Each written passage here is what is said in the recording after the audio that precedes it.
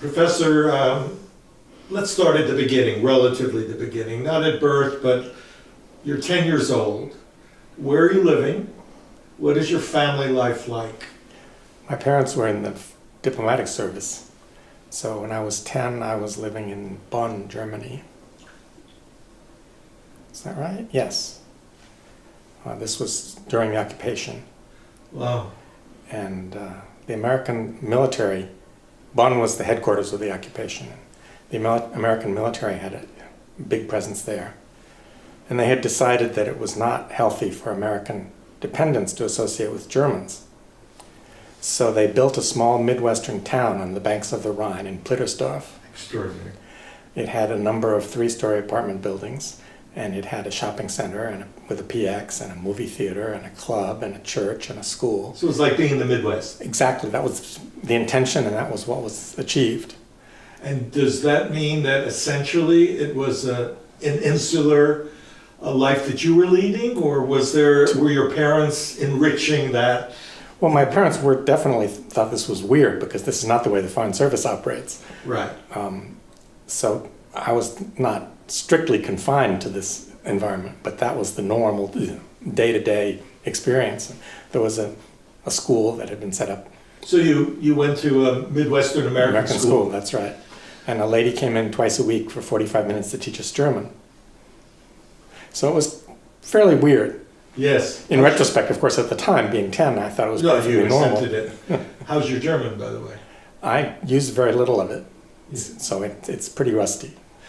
Okay, this child, this 10-year-old, is he good at any particular subject? Is he being pushed in any particular intellectual direction? No, I don't think I was being pushed, but yes, I was always very good at schoolwork.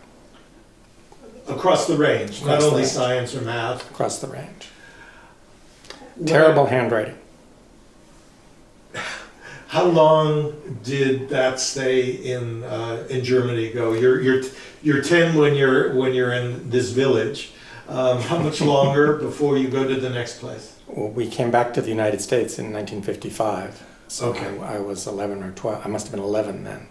So your high school education, middle high school, was in the United States. That's right. And where was that? I went to school for 1 year to a private school in Washington, and then I was sent to boarding school at Lawrenceville. Lawrenceville, again, because of the future career, I'm always going to be asking you whether you're beginning to get rich scientific or mathematical encouragement. Lawrenceville might have been mostly humanistic in its offerings, or there may have been some rich source of inspiration there. I think it had a fairly decent science and math. I was always very interested in science and math, but I was interested in a lot of other things too. Right. And you're deciding what to do with your life. Is there a teacher who's particularly guiding you, or are you really having the internal conversation about what's next? I don't think there was any particular teacher who had an outstanding influence on me. Well, we've got to get you graduated, and we've got to get you started on probably a scientific career. You go, I think, to Harvard? So I went to Harvard, that's right, and majored in physics. In physics, okay.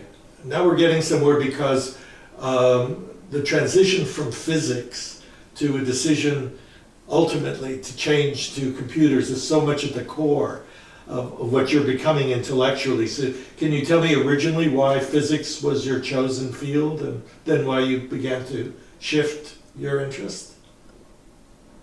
Or perhaps it's not a shift of interest. I'm not sure that I know exactly why I chose physics. Okay. But I understand quite well why I'd always been interested in computing from the time that I'd been in high school. One of my friends found an underutilized computer at Princeton, which is just 6 miles down the road. Yes. And we would go up there once or twice a week to play around with it.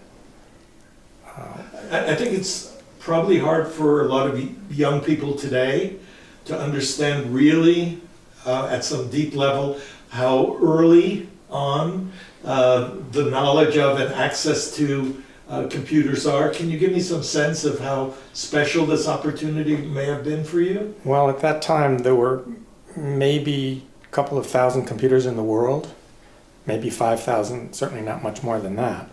This was a vacuum tube machine. It was a decimal machine.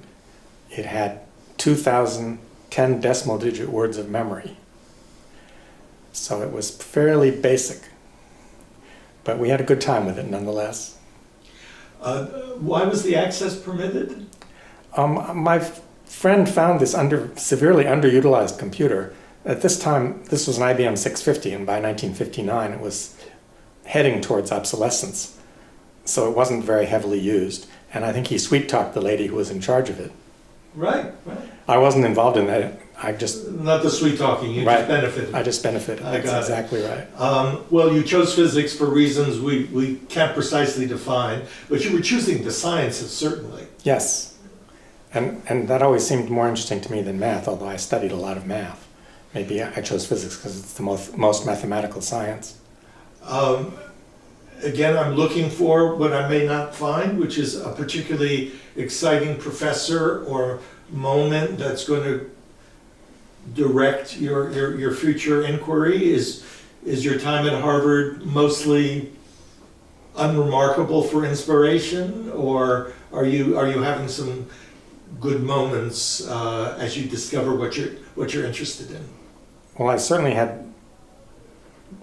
I found a number of opportunities to do computing while I was at Harvard.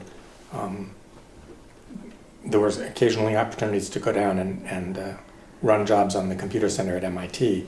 This was in the days when Harvard didn't really have any centralized computing. Yes. And then I got hooked up with a physics professor who had a mini computer, one of the very first mini computers, the so-called PDP-1. And he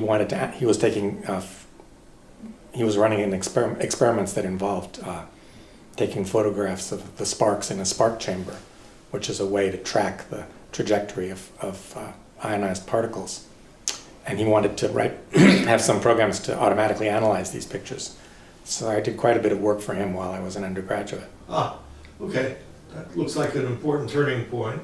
Can you describe the broad interests such as it exists in computing as a direction and career at this time? Are you finding yourself rather alone in this interest, or is there an interesting group of young people who are sharing your interest at this point? There were not many.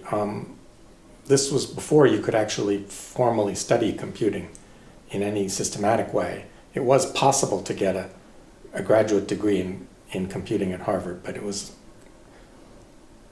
kind of weird the way things were set up.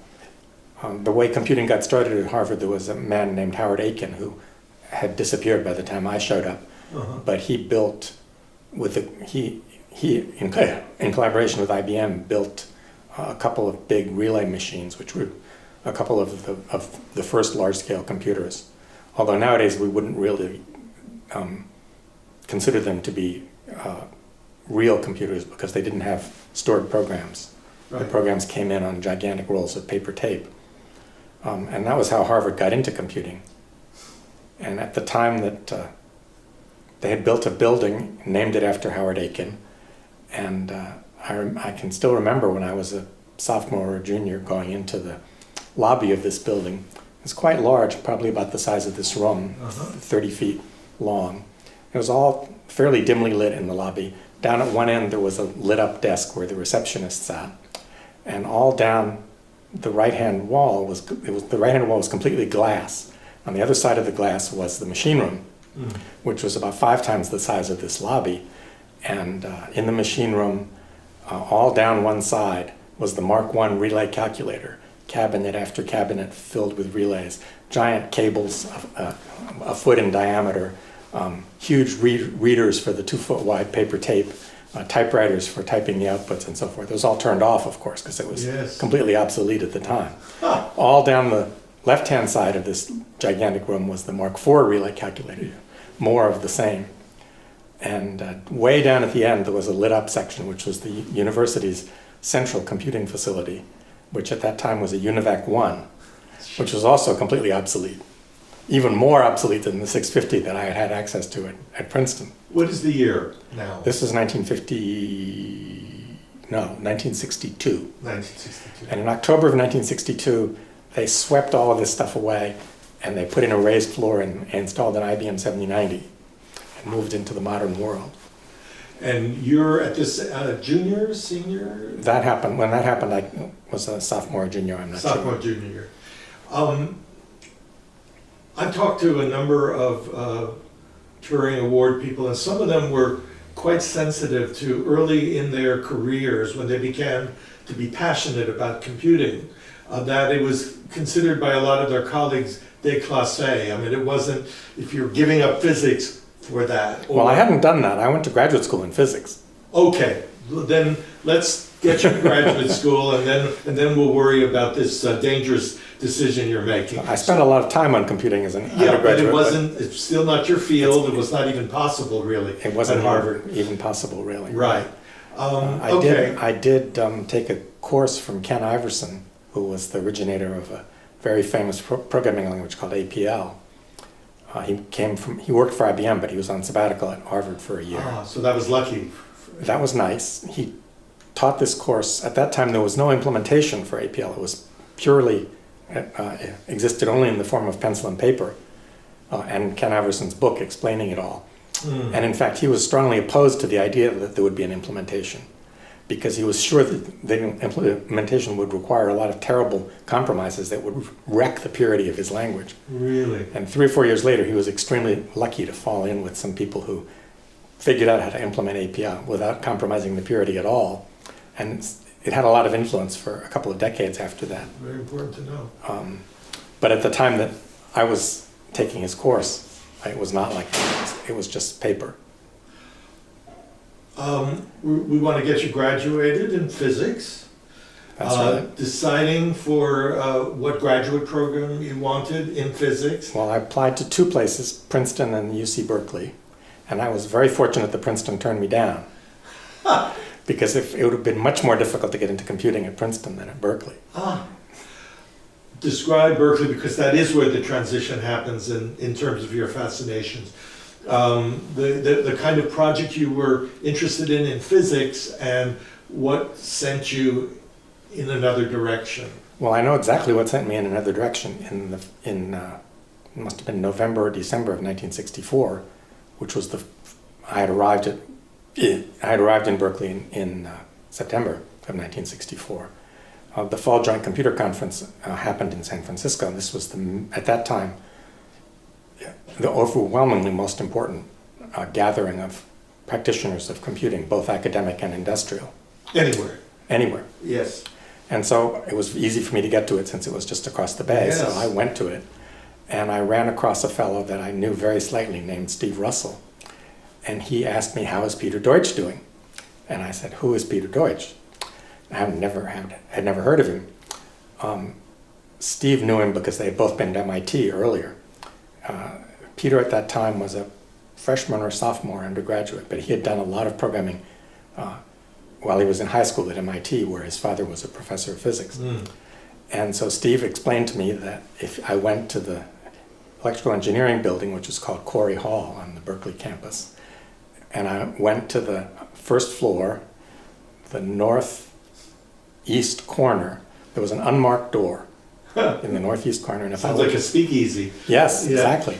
And if I went through that door and kept going, I would come to the so-called Genie project, where they were trying to build a time-sharing system out of a reasonably high-end mini-computer of the day.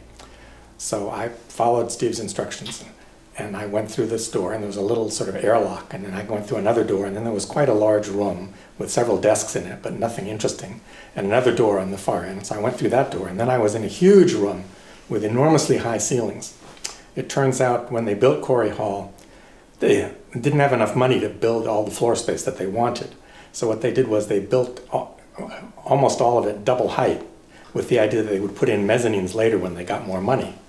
This was before the mezzanines, so there was this enormously high space. And in this gigantic room, there were a couple of old computers that were turned off.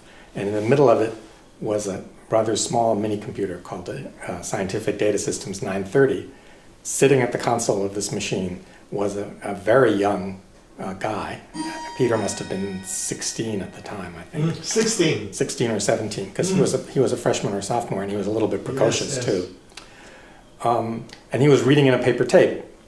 So I stood there and watched, and after it was all read, he took it out and he put it back in the reader and read it again.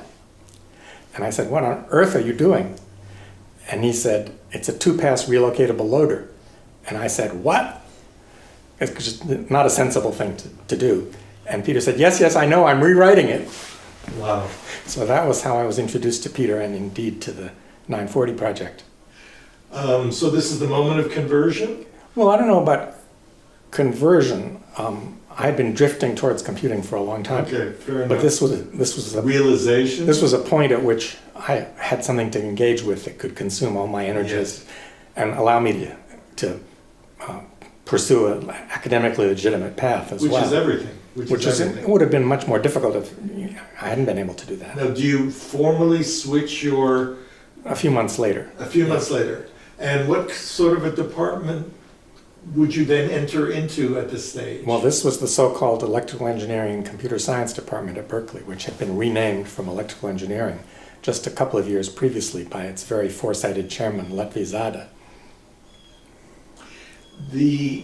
So they didn't actually have much of an academic program in computing, but right. They had put computer science in the name of the department. There is, in popular culture, if that's the right phrase, in general understanding of the relative merits of beginning your computer studies at Berkeley or Stanford, the sense that Berkeley was a little backward compared to Stanford. Is that fair to say? In 1964?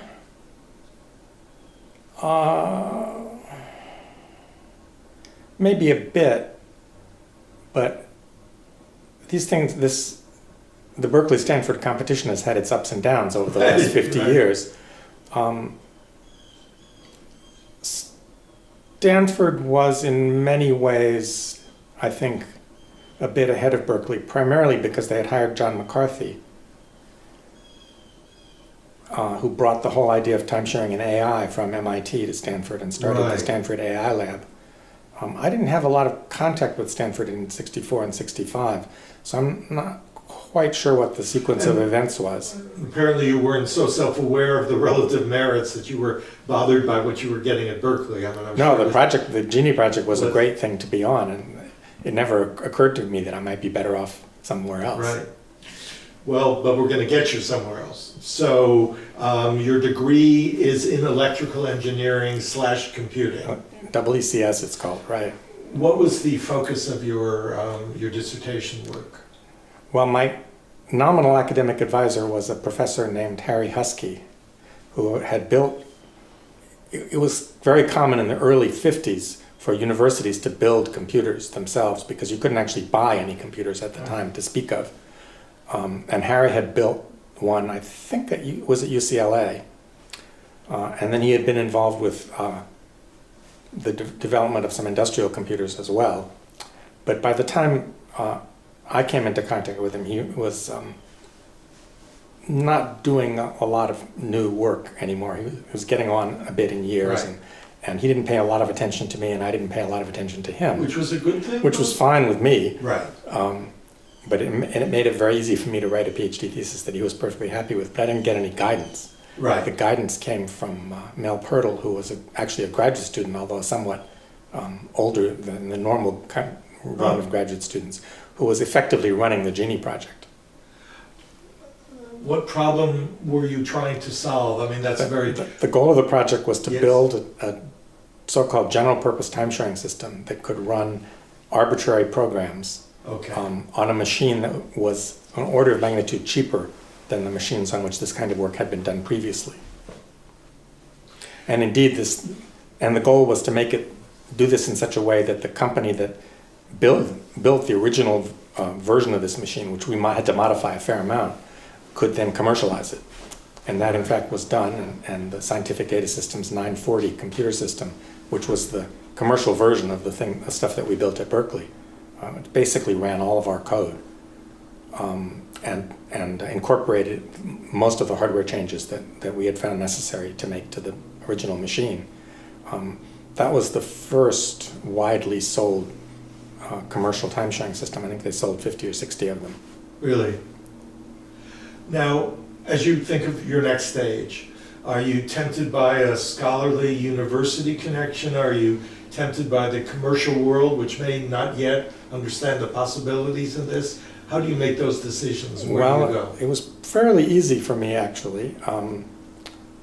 Having built this successful time-sharing system on a modified SDS 930, we wanted naturally to build a second-generation system that would be much more glorious. Right. It would be much faster and run much bigger programs and generally be more wonderful in every possible way.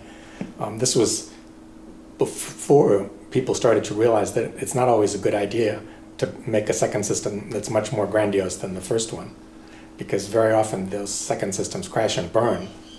Right. But we didn't appreciate that. Is this one of your principles? Oh, it's a You're very famous for your This is a principle. no, it's not my principle. Okay. This is the well-known second system phenomenon. Okay.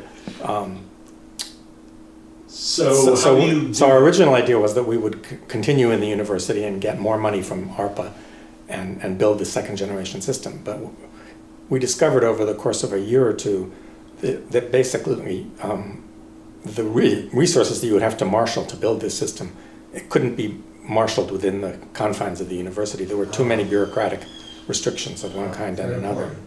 And so we decided to do a startup. And we found a company that was in the IBM computer leasing business that had a bunch of spare cash lying around, and talked them into being our venture capitalist. There was no real venture capital industry at the time. Very awesome. So this was one of the first instances of something that subsequently became trademark for Silicon Valley. But of course there was no Silicon Valley at the time either. Yes, it was yes. just getting started. Would someone have described you, would you have described yourself at this point as entrepreneurial? Well, I personally was not terribly entrepreneurial. The entrepreneurial aspects of this were primarily done by Mel Pirtle, who had previously had effectively been running the Genie project and had finished his PhD by that time. So we started this thing called the Berkeley Computer Corporation, Right. the goal of which was to build this much more grandiose second generation time-sharing system. Am I right in remembering that it wasn't a great success as an No, organization? it bombed out after a couple of years Why? because it was much too grandiose. Ah. I think there's an iron rule of successful startups, which is if you're going to do a technology startup, there should not be any technical risk. Because there are so many other risks in a startup that if there are technical risks as well, you pile them on top of all the other things that can go wrong, it's very unlikely that the whole thing is going to succeed. Now, And there was a lot of technical risk in this project because it was basically a research project. It was Right. the research project that we had wanted to do at Berkeley, but we couldn't figure out how to make it work. Now, I'm just going to make a wild guess and say you survived this failure Yes. and moved on. Yes, absolutely. To what? Well, at the end of 1970, Berkeley Computer was pretty clearly doomed.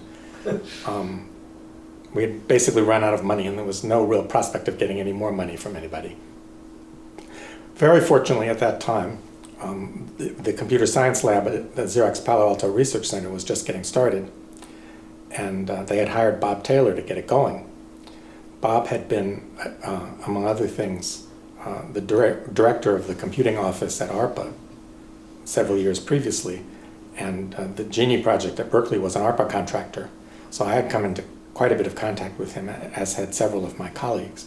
And Bob was looking around for hotshot computer scientists to hire into his new lab. Right. And BCC was going down the tubes, so he scooped up half a dozen of us to form the nucleus of the computer science lab at Wow. PARC. And this was all, from my point of view, this all happened really without any effort. No, understood. But you're the right person at the right time. So it was just blind luck. Yeah, well, I didn't actually do anything. luck is often part of Luck it. is very important. Luck is very important. Now, this is now considered like the Bell Lab, one of those golden moments where the right people get together at a critical point and begin to produce fundamental things. How would you characterize your career there? What was fascinating you? This is the context in which you begin to work with Alto and so forth, Mhm. but I'd like to understand your development there as a computer scientist. Well, the primary motivation for the time-sharing work that we've been doing at Berkeley was to be able to compute interactively, so that you could do something and the computer could respond more or less immediately and respond in a way that was as flexible as possible. And one of a number of ways to think about what we did at PARC in the 1970s was to just carry that thread forward. I see. Using a substantially different hardware base, because hardware technology had moved on and you could do things that you couldn't possibly have done in the 60s, just because the hardware would have been too expensive or too inflexible or whatever. But the basic idea was to do interactive computing. Another way of looking at it is Xerox had set up PARC because they realized that the immense riches that they were taking in from their monopoly on plain paper copying would not last forever. Eventually their patents would run out and they would have competition and so forth. And if they wanted to continue to be a growing enterprise, they would need new things. And so they set up PARC, or in particular this part of PARC, to invent the Office of the Future. Wow. And the architecture of information. That was the official challenge. And actually Office the of- one that you all tried to meet. So that was our, well, that's another way of thinking about what we were doing Yes. at PARC in the 1970s. We were inventing the Office of the Future and the architecture of information. Right. The everything of the future, as it turns out. But Well, certainly- almost not quite everything. We didn't do spreadsheets. Okay. And I think the reason for that is that we had a very strong culture that said that you should use what you build. And we didn't have any use for spreadsheets because spreadsheets at that time were for accountants. Yes. And we didn't have any accountants. I mean, upstairs in administration there were a couple of accountants, but we didn't get along with them very well. And we certainly didn't do any of that kind of work ourselves. So we didn't see any need for spreadsheets. And since we didn't actually have any customers, Right. there was no external pressure to do spreadsheets, so we didn't do them. But we did everything else. The only other thing we didn't do that's an essential part of the modern computing world is we didn't do the World Wide Web, Right. because things were on much too small a scale to make that possible. We're very close to your producing a world famous paper. I mean, I can say more easily than you, but I've read a lot about you, about the Alto, the early movement toward a PC and so forth. Can you describe your thinking at this point? I guess this is 72, 73 when you publish a very important paper. I published an internal memo Internal memo. explaining why we should build the Alto. Can you? It was called Why Alto. And the basic there were two energizing ideas behind the Alto. One was that a whole computer should be dedicated to one person. This was absolutely unheard of at the time. Yes. The only context in which anything like this had ever been attempted before was when Wes Clark built a laboratory computer called the Link, which he built so that to make it easier for laboratory biologists to instrument their laboratories. But that was not the goal. There was for the computer to interact with the laboratory instrumentation, not with the people. I see. Our idea was that the computer should be in service of one person who was doing the kind of thing that he would otherwise be doing with Which is a pencil and paper. revolutionary aspiration. Which was from one point of view, it was a revolutionary idea. From another point of view, it was just a natural continuation of the idea of time sharing, which was that although, in fact, the user of a time sharing system didn't have access to the whole machine, everything was constructed in such a way that modulo the performance that he got, he could think that he had access to the whole machine. I see. But by the early 70s, it was actually feasible to build a machine. You couldn't have built this machine commercially. It would have, Right. if you tried to sell it commercially, it would have cost $60,000 or $70,000, and that was 1971 dollars, which were worth 4 or 5 times what today's dollars are worth. Exactly. So you couldn't possibly have sold this machine commercially, but it was cheap enough that we could afford to build, well, initially 30 of them, and eventually about 2,000 Altos were Was the built. response to the memo and the ongoing idea and aspiration pretty positive immediately? Did it take some persuading of? Well, it was positive enough that we got enough money to build 30 of them. Okay. And then we were able to do all kinds of interesting things with the 30, and I don't think after that there was ever any tremendous difficulty in getting money to build more. I mean, it's all related, but other intellectual challenges that you were interested in taking on at PARC? Well, as I said, I mentioned that there were two motivating ideas behind the Alto. One of them was that the user should have their own machine. Right. And the other one was that there should be a screen that could do a decent job of simulating a piece of paper. Which again was unthinkable previously.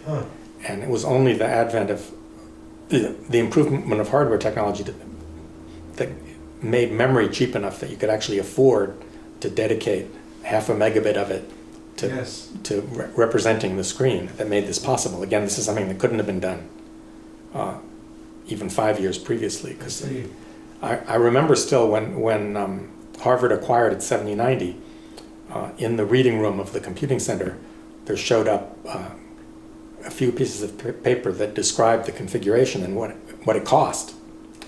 And I don't actually know how much Harvard would pay, because they probably got some great deal from IBM. But the list price for the memory of the 7090 was $1 a bit. Oh, God. So at $1 a bit, to do the half megabit required for the screen of the Alto would have been $500,000. Oh. So you couldn't have afforded it. Right. But by 1972, you could, because the price had come down by a factor of 100 or so. Again, we're used to thinking of this amazingly fast progress. At the time, are you thinking, well, this is going very fast, we'll get to such and such a place soon? I mean, are you aware, being in the middle of this speeding? Well, yes and no. We were certainly aware of the fact that the hardware components that you could build computers out of were improving fairly rapidly. Right. We were also very much aware of the fact that this machine that would cost $70,000 or $80,000 if you commercialized it today would be possible to sell a machine with similar capabilities for just a couple $1,000s, 10 or 15 years in the future. That you were expecting. And that was an essential motivation Right. for the whole trajectory of the work that we were doing. Right, and for IBM's increasing support of it. Xerox's. Yes. Oh, it's Xerox. IBM would never Xerox, yes. IBM would never have supported such an enterprise. Why not? Because they actually knew a lot about computers, and they had a very strong ideas about how things ought to work. And the idea that you could have a personal computer with a paper-like screen, that was just not in their space at all. They were the orthodoxy. They were the orthodoxy, absolutely. And you were the radicals. We were the radicals. Xerox didn't know anything about computers. Right. We knew a fair amount about computers, although not from a commercial point of view. Right. But Xerox didn't care about that because it wasn't their goal Yes. to be a commercial computer company. Actually, that's not quite true, because the other thing that happened at about the same time was that Xerox bought SDS. It was kind of an accident that the company they chose to buy was the one whose machines we had been working on earlier. Right. But they had dreams of getting into the computer business. However, they had absolutely no clue how to get into the computer business. And in the course of 3 or 4 years, they managed to run SDS completely into the ground and had to shut it down. Well, for you, it's been an intellectual paradise to be able to follow these questions and issues. And why do you ever leave PARC? Why did I leave PARC? Oh, because the computer science lab was, as I mentioned before, was run by Bob Taylor. Yes. And in 1983, Xerox fired Bob Taylor. Ah. So most of the people that had been working for him left. Big mistake on their part. I think it was very stupid. Yeah. We explained to them very carefully how stupid it was, and they listened to us very carefully. We even got to talk to the CEO, but they went ahead and fired him anyway. Do you have any idea why? Bob was not an easy person to manage. I see. And after 13 years of it, I think George Paik, who was running PARC and Xerox Research at the time, got tired of managing Bob. Right. But it was in my view, an extremely irresponsible thing to do. Right. Self-destructive. Yes. Okay, by now you probably have an okay reputation in the field. You've demonstrated your abilities, so probably you're able to choose a next step. Well, that never actually came up because Bob found another company So you followed Bob. I followed Bob to Digital Equipment, Okay. where they started the Systems Research Center in Palo Alto In Palo Alto. and hired a large fraction of the people that had been working at PARC in CSL. Some of them by that time had started to go off to do startups and become billionaires, Yes. but the bulk of them stuck with Bob. So you were a billionaire or you're stuck with Bob, basically. Well, I think there were some other possible paths, but that's not a bad way to characterize it. How are you being paid at this point? Is it a good salary? Is it comparable to a professor? Is it? No, I was being paid significantly better than a professor at the time, but I wasn't going to become rich on the salaries that Xerox or DEC was paying. I'm very comfortable At that point. And by this time, by the way, I Yes. had moved to Philadelphia to become one of the world's first telecommuters. That was probably for love? Yes, it was. It was because Lois got a job at Penn. Right. So you're still working for the Palo Alto, but you are living in But I'm living in Philadelphia. Philadelphia. And is that workable? I mean, you said you're one of the world's first It worked telecommuters. out okay. I had two Altos sitting on the third floor of my house, which was built in 1749. And I had a leased line, a 9600 baud leased line at vast expense that connected me to Palo Alto. So I was pretty much connected, at least by the standards of the day. Right. Are you, because you've done so much, we can't really cover it all, but what are your next challenges in this next period? Are you developing these same ideas to the next level? Are you taking on some other issues that interest you? I think in the 80s and early 90s, the things that I primarily worked on were actually somewhat different. I worked on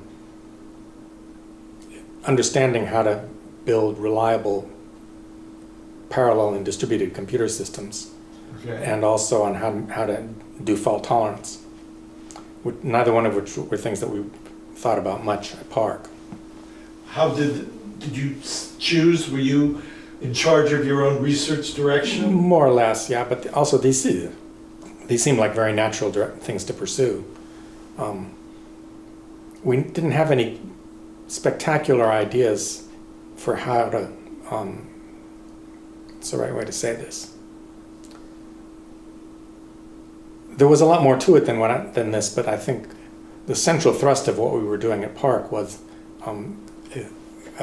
captured by the user interfaces of the various applications that we built, Right. word processors and drawing programs and so on and so forth, and by the low-level networking capabilities that we built. But by the early 80s, we didn't really have any great ideas about how to make these things better. And in my opinion, no one has had any great ideas yet, even though it's 40 years on. Yes. I don't think that the fundamental user experience of computing has not improved substantially, in my view, since the early 80s. When I spoke to Alan Kay, he felt that very, very strongly. One of the big disappointments of his expectations, and maybe yours too. Well, a lot of people have worked on it, but no one's had any great ideas. And so far, it's certainly a big change that you can hold a full-blown computer in your lap and you can carry something that, except for screen size, is a full-blown computer around in your hand. But the user experience is not substantially different. We've introduced swiping, which is not, in my opinion, a huge advance. Right. We've also introduced the idea of clicking on links to traverse the web, which is a huge advance. Right. But that's about it. Some would say, I think Alan may have, but others, that it's really been a dumbing down rather than... No, I don't agree with that. Okay. It just hasn't progressed. It just hasn't progressed very dramatically. Certainly, a lot of things have been done to make it somewhat or even considerably easier for people to get into the kind of computing environment that we had already built at PARC by 1976. But so and a lot of good engineering has been done, and a lot of useful things have been added. You know, now you can typeset in Thai, and that's not important to me, but it's certainly there are tens or hundreds of millions of people for whom that kind of thing is extremely important. Of course. But qualitatively, I don't think the experience has changed significantly. One of the many issues you've been involved with, problems, challenges, has been the question of security in this. Can you talk a little bit about how that became so important in your own research? Well, I've worked on security off and on for more than 50 years now. Because security was very important in the world of time sharing. Because you had these people who were perhaps not active adversaries, but certainly not necessarily cooperating, sharing the same chunk of hardware. And it was a very serious issue to make sure that they could do that sharing in such a way that they wouldn't trip over each other's feet. And furthermore, at that time, I guess the view was not so much that the guy at the next terminal might be actively hostile, but that you didn't really know what his program was going to do. It might be full of bugs, and you didn't want your program to be messed up, in spite of the fact that you couldn't predict anything about what his program was going to do. So we took, at that time, fairly stringent attitudes towards how security ought to be done to make sure that the guy that was sharing the physical computer hardware with me was not going to be able to mess me up. And in my view, things have basically, with respect to security and computing, things have basically been downhill ever since. Downhill. Other things have been more important than security. Is that a mistake in... No, I think it's good. I think the current hysteria about security is wildly overblown. Why do you think people have become so hysterical about it? Well, it makes good headlines. And you know, when sensitive emails from Sony get published, or Hillary Clinton gets into trouble for her emails or whatever, it's very easy to get excited. You can dig up all kinds of hysterical stories about how the world might come to an end if this kind of thing spread. And so, yeah. But allowing for the Clinton email controversies and so forth, the notion of the hacker and hacking being one of the great weapons of our time, is that overblown? Yes, I think it is. I think there are relatively straightforward things that one can do to alleviate these problems. And the fact that for the most part people are not doing them. I found a wonderful slogan on the internet which is attributed to General Benjamin Chidlaw, who was the commandant of NORAD in 1955, the North American Air Defense System. And nothing to do with computers. He actually caused to be written on some sort of monument at NORAD, if you want security, you must be prepared for inconvenience. And this is certainly true in the physical world, right? If you have a document that you want to secure, what do you do with it? You put it in a safe deposit box. It costs a small amount of money. It's an incredible amount of inconvenience to get to the document, right? But it's secure. But it's much more secure than it would be if it were sitting in your house. In the computer world, typically, we haven't been willing to put up with that kind of inconvenience. And so what we pay, and a consequence of not being able to put up with the inconvenience, not being willing to put up with the inconvenience, is that we don't get security. Life is hard. You get what you pay for. And people have this weird idea that because computers are made up of binary bits and execute programs deterministically, we should be able to make them perfect. But if you look at the real world of computer programs, that's just complete nonsense. Nobody understands how any program of any substantial size really works. And it's not cost effective to try to understand that. I see. You make the program good enough to get the job done. And this doesn't sound like the observation of a theorist. Theorists don't build programs that other people use, with very few exceptions. Don Knuth is an exception. Yes. He built most of his programs nobody uses, but tech a lot of people use. Because of the... But Don actually understands this very well. There's a famous note that he put onto an algorithm that he was working on many years ago. He said, be careful when you use this program. I've only proved it correct. I have not tested it. So why does that make any sense? I mean, if you've proved it correct, it must be working, right? Well, no, not quite, because what the proof says is that the program behaves the way some specification says it should behave. But the specification could easily be wrong or incomplete. Yes, I understand. There we were talking about programs with 100 lines. Right. Whereas on your phone, you have tens of millions of lines of code running. Because many in the audience for this interview will be at an early stage in their own careers, any advice about what direction their research might go in the future? What do we need to get done? If you were that age now, where might you go in your research? Oh, well, biology is good. It has more challenges than computing. Computing has plenty of challenges left, but biology has a lot more. And indeed, both my wife and my oldest son are biologists. Are biologists. So you're paid to say that. Absolutely. Absolutely. But in computing, I'm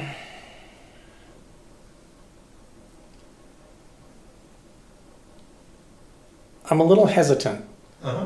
15 years ago, there was a big fad in computing for grand challenges. This was right after the success of the sequencing of the human genome, yes, which is sort of, in my view, the prototypical sensible and successful grand challenge. But it got a lot of publicity, and everyone said, gosh, if we could have grand challenges, then we could get a lot of money and it would be cool. So there were a lot of meetings where people tried to invent grand challenges for computing.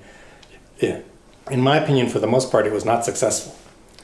They came up with grand challenges like a teacher for every learner. The problem with which is that it's not clear what you should do to get there, and it's not clear how you would know that you'd succeeded. So unlike the Human Genome Project, where it was pretty clear what strategies should be adopted, and it was extremely clear whether you'd succeeded or not. Right. So I tried to come up with grand challenges at the time, and I came up with two. And the one that has been the most successful up to now was I said we should reduce highway traffic deaths to 0. And my position was, this is purely a programming problem. Because we already have all the necessary sensors and effectors on the cars. Right. The cameras should be good enough. They're good enough for me. They should be good enough for the computer. Yes. You just have to figure out how to write the right program. Well, now of course, this is common wisdom. Everybody knows that self-driving cars are coming, right? Right. So that was an easy one. Right. Broadly speaking, I think that I have a story about the evolution of computing, and it goes like this. In the earliest days, we used computers for simulation. And whether you were simulating the weather or simulating a payroll, the basic idea was the same. You built some sort of model in the computer of something that was going on in the physical world, and you ran the computer program, and it told you something about what would happen in the physical world. Right. And this was enormously successful, and it paid for computing for the first 30 years. By the way, it's not played out by any means. It's still going strong. But after about 30 years, computing got started around 1950. By 1980, hardware had gotten cheap enough that it was feasible to start using computers to facilitate communication between people. Yes. And so this brought us the internet and the World Wide Web and email and chat and Facebook and all these other things. And that's also been enormously successful and has given rise to even more wealth and changes in the world than the simulation wave. Yes.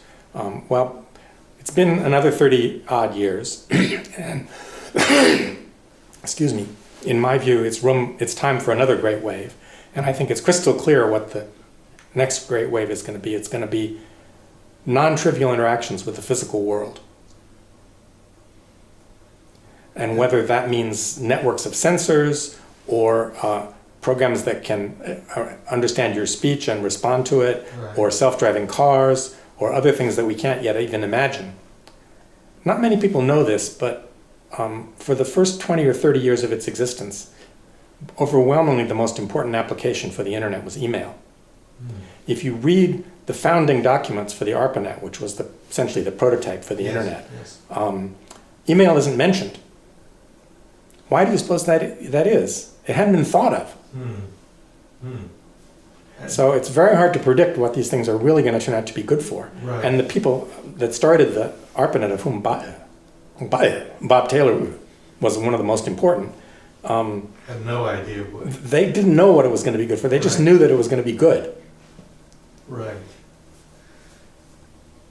So the moral is, in my view, you shouldn't try to plan the value of your research too carefully, because in many cases we're just not smart enough. We're not able to see far enough into the future to understand what the value is going to be. I think that has to be the last word. Thank you. You bet.